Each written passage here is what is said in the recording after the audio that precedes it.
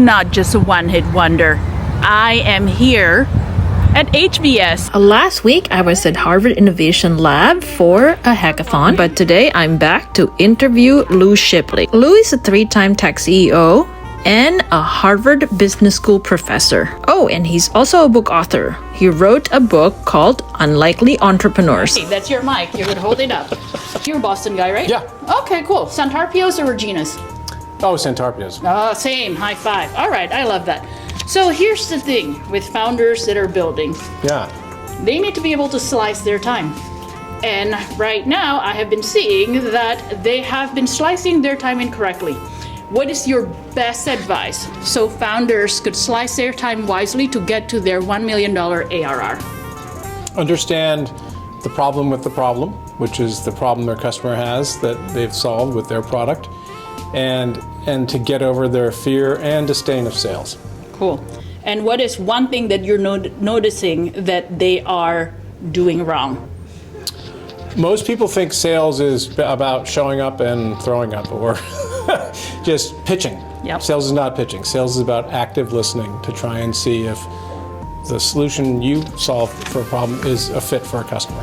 Cool. Your book, Unlikely Entrepreneur, is talking about those who are unlikely, but they've made it. Yeah. What are the top 3 traits that you have been noticing that keeps coming up when it comes to those entrepreneurs that actually unlikely and made it? Yeah, it's been so fun telling the stories of these 17 different entrepreneurs. Number 1 is curiosity. There's just curiosity. Why isn't this done? Why can't I do this? Why hasn't it been done before? Number 2 is grit. Just not worrying about doing the dirty jobs and getting your hands dirty, and in this case, like making the sales calls. And then number 3 is realizing that you need to build a team. You can't do it alone. What is one unlikeliness that you have noticed that became a liability that became a competitive advantage? Oh, a liability that became a competitive advantage?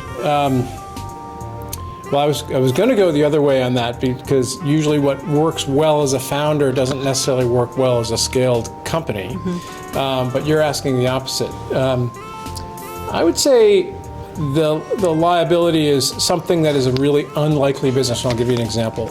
Scott Ginsberg, who's a local guy, runs Titan Casket, and he sells more than $10 million of caskets online each year. Who'd have thunk that you could do that? It took a ski accident for him to actually figure it out, but he was convalescing his knee, and he asked his wife, "Do you think I could sell one online?" She goes, "Well, I don't know. Why don't you just try it?" And he sold one, and now he's got a great business. Nike said, "Just do it." Just do it. Yeah. All right. North Shore versus South Shore. I'm North Shore guy. Ah, high five. Okay. What is the North Star metric that founders should be paying attention to when they're building? And then what's a warning? I'm question stacking. What's a warning sign to? I love how you use sales terminology. Well, I told you I've been in sales. What's the warning signs when you could tell things are drifting the wrong way, when things are going south? So the most important thing is most people might see as unusual is it's not necessarily revenue. Yes, revenue and bookings and getting customers to pay you is important, but usage and customers using your product in the early days and getting value from it, and then growing and renewing your contracts is really the most important thing. What was your second question? Sorry. It is when you're noticing when things are drifting and going south. What's your what are the signs? Well, the signs are because churn is really a lagging indicator. It's trying to figure out why customers are churning and not renewing or not growing. Yeah, paying attention to CAC to LTV. Yep, exactly. Right? Yep. Okay, cool. All right, so okay, you have a clam bake down the Cape. You get to invite 3 entrepreneurs, dead or alive. Who would you invite? Steve Jobs, Elon Musk, and Marvin Pierre. Cool. All right, I'm greedy. I have 2 more questions for you. Yep. Celtics or Red Sox? Red Sox. Red Sox. Even though they're terrible this year. I have season tickets and I don't even go. All right. But I love the Sox. You got to love them when they're bad. Yeah. Well, I'm supporting them right now. Okay. So, But the real answer to your question is Bruins. That's my number one. Oh, okay. Well, why didn't I think of that? I should have researched. Anyways, all right. So, founders, what's your advice for founders to have a home run exit strategy? When should they think about acquisition? Where should it be on their radar? And how do they be ready for acquisition? It's a really complicated question because it depends on whether they've bootstrapped the company and own it all, or most of it, or have raised venture capital. Because in the latter case, or private equity, it's not just your decision, it's the board's decision, and the investors may want an exit even though you may not want one. So I think it's context dependent, but I think once you've built something that's really of value, my advice to the founders and CEOs when someone comes calling is to say, I'm having the most fun I've ever had. Oh, I love that hot tip. Okay, we learned something outside of the classroom with Lou Shipley. I love this. Okay, so what is one thing that you are noticing, because you're an educator, you've been noticing something that a founder must have that's not teachable in the classroom setting?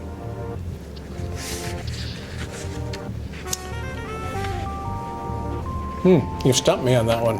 And one of the reasons we use role plays is to try and, obviate the need for AI in certain classes. Yes. So if you have to do it if you have to make a sales call in front of your students, there's no hiding. Okay, I'm greedy. We have 2 more minutes. Okay. All right. So I'm going to ask you 2 more questions.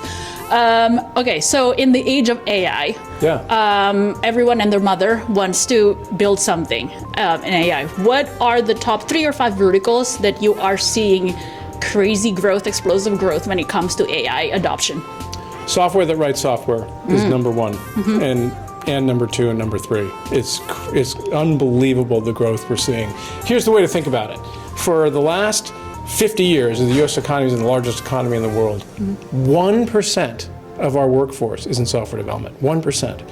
AI gives the possibility that maybe 5 or 10 or 15% of the workforce is going to be in software development. Yeah. Now, maybe not the exact same level of coding excellence, but if I can start coding, think of the problems that can be solved. Yeah. So I think it's a huge boom. It's really, I'm very optimistic about it. Yeah, I know a local company that just raised like $200 million that's in that space. Do you know one?